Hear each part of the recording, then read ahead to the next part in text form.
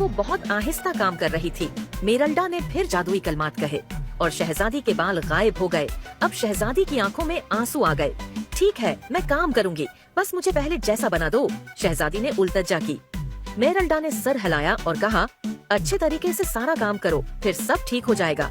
जादूगरनी ने शहजादी के सामने ढेर सारे गंदे बर्तन रख दिए और सख्त लहजे में कहा, जब तक तुम ये सारे बर्तन नहीं धो लोगी, तुम्हारे सुनहरी बाल वापस नहीं आएंगे। बेचारी शहजादी ने आहिस्ता आहिस्ता बर्तन धोना शुरू किया। शुरू में उसे बहुत मुश्किल हुई, पानी ठंडा था और उसके नाजुक हाथ दर्द करने लगे। लेकिन जादूगरनी की शर्त याद आते ही इसने हिम्मत न हारी और तेजी से बर्तन धोने लगी।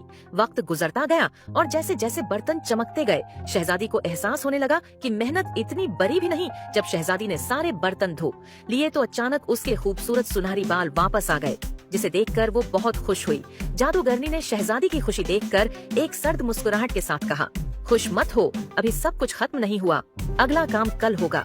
ये सुनकर शहजादी का चेहरा यकदम मुरझा गया। अगले दिन जादूगरनी ने शहजादी को बुलाया और सख्त लहजे में कहा, आज तुम्हें ढेर सारा खाना पकाना होगा क्योंकि मैंने अपनी दोस्तों की दावत रखी है। ये सुनकर शहजादी घबरा गई। मुझे खाना पकाना नहीं आता, इसने बेबसी से कहा। मगर जादूगरनी ने एक तंजिया मुस्कुराहट के साथ जवाब दिया, उसी लिए मैंने तुम्हारी मदद के लिए एक खादमा रखी है, लेकिन सारा काम तुम्हें ही करना होगा। शहजादी ने हैरानी से देखा, सामने एक उम्र रसीदा खादमा खड़ी थी। चलो घबराओ नहीं, मैं तुम्हें सिखा दूंगी। अस्सलामुअलैकुम। अगर आपको हमारी वीडियोस पसंद आएं तो हमारे चैनल द फैमिली वॉल्ट को सब्सक्राइब करें और नई वीडियोस की अपडेट्स के लिए बेल आइकन जरूर दबाएं।